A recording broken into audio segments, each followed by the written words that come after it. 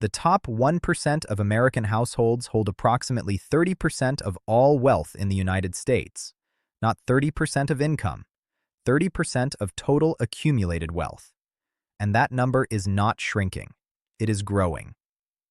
Year after year, economic cycle after economic cycle, bull market after bear market, the 1% does not just stay rich, they get richer. And the question that most people never get a satisfying answer to is not why the rich are wealthy. It is how they stay wealthy. What is the actual engine underneath their financial lives that keeps compounding their wealth regardless of what the economy does?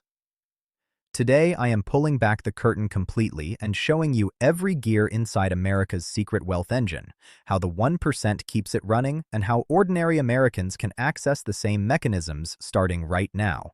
Welcome to Wealth Analysis Network, the channel that delivers deep, honest, research-backed financial analysis, so every person watching understands the real mechanics of American wealth.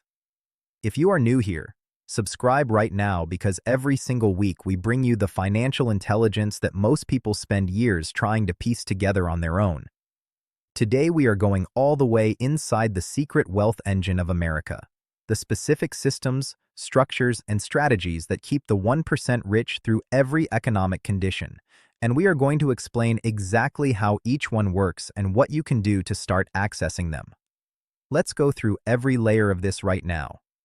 The first gear inside the secret wealth engine is the one that the data makes crystal clear.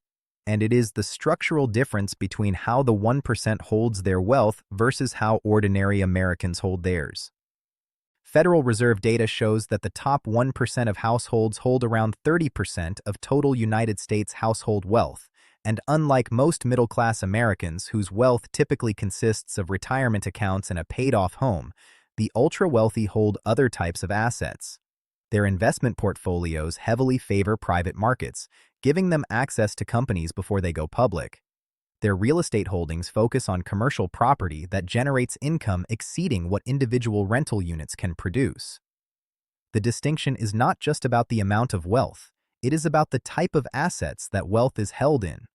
The 1% owns assets that generate income, appreciate in value, and compound continuously whether the owner is actively working or not. The 99% primarily holds assets that are either static, a home that generates no income until sold, or dependent entirely on continued employment for their value. The engine of the 1% runs on productive ownership. The financial life of most Americans runs on earned income, and the moment the income stops, so does the engine. The second gear is the tax structure advantage, and this is where the wealth engine becomes most powerful and most consequential for everyone outside it. The American tax code taxes income from labor at significantly higher rates than income from investments. Every dollar earned at a job is taxed at the full marginal rate before it reaches the worker's account. Every dollar earned from long-term capital appreciation in investments is taxed at the dramatically lower long-term capital gains rate. The 1% have structured their entire financial lives to generate the majority of their income from the investment side of the tax code. Not because they work less, but because they understand that the tax treatment of investment income creates a compounding advantage that labor income can never replicate. At scale, this difference is not marginal. It is transformational. And the entry point for any American who wants to access this advantage is to begin systematically moving income generation from pure labor toward asset ownership through index funds, dividend investments, real estate, and business ownership, so that an increasing percentage of total income receives the more favorable tax treatment that the wealthy have always used. The third gear is what the 1% understands about debt that almost nobody else does. And it turns one of the most commonly feared financial tools into one of the most powerful wealth-building instruments in existence. The wealthy do not avoid debt. They engineer it. There is a fundamental distinction between debt that destroys wealth and debt that builds it. High-interest consumer debt, credit cards at 20%, car loans for vehicles beyond your means, personal loans for consumption, is debt working against your compounding engine every single month. But the 1% uses a completely different kind of debt. They borrow at low rates to control large appreciating assets. A real estate investor who finances a commercial property at 5% interest while the property appreciates at 8% and generates rental income on top of that is using debt as a lever that multiplies returns beyond what their own capital alone could produce. The interest rate spread between what they pay to borrow and what their asset generates is pure wealth creation. This is called leverage. And the difference between the wealth-destroying leverage of consumer debt and the wealth-building leverage of asset acquisition is one of the most important financial distinctions any American can internalize. The fourth gear is the private market access advantage, and this is the one that has historically been most difficult for ordinary Americans to replicate, though it is becoming more accessible than ever before. The ultra-wealthy have investments in private equity, meaning they have access to companies before they go public. Getting in before a company's initial public offering means capturing the period of maximum growth, the phase where a $10 million company grows into a $100 million company before the general public ever has the opportunity to invest. By the time a company goes public and is available on any brokerage platform, the most explosive phase of its growth has typically already occurred and been captured by private investors. The 1% are not just buying stocks, they are accessing the pipeline that feeds the stock market. And while full replication of this advantage requires the kind of capital that most Americans do not yet have, the principle it demonstrates is critical. Invest as early as possible in the growth cycle of any asset, because early positioning in any appreciating asset produces returns that late positioning can never match.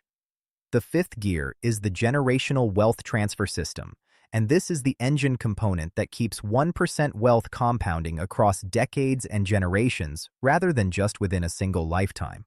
The 1% use trusts, family-limited partnerships, strategic estate planning, charitable vehicles, and the step-up in cost basis provision to transfer enormous amounts of wealth to their heirs at dramatically reduced or eliminated tax costs. The step-up in cost basis provision alone, which resets the taxable cost basis of inherited assets to their current market value at the time of inheritance, effectively eliminates capital gains taxes on a lifetime of investment appreciation when assets pass from one generation to the next. This means decades of compounded investment growth can transfer to the next generation completely free of the capital gains tax that would have been owed if the original investor had sold during their lifetime. The wealth engine does not just generate returns during one lifetime.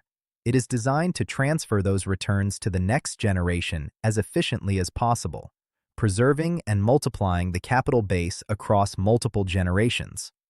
The sixth and final gear, and the one that is most immediately accessible to every American regardless of their current financial position, is the compounding reinvestment discipline that underlies everything else inside the wealth engine. The 1% does not spend their returns, they reinvest them. Every dividend, every rental income payment, every capital gain, every dollar of passive income generated by the asset base goes back into the system to acquire more assets that generate more returns. This continuous reinvestment cycle is what the mathematics of compounding requires to reach its full exponential potential. The wealthy understand viscerally that a dollar of return spent on consumption is a dollar permanently removed from the compounding engine. Not just the dollar itself, but every dollar that dollar would have generated over the remaining years of its investment horizon.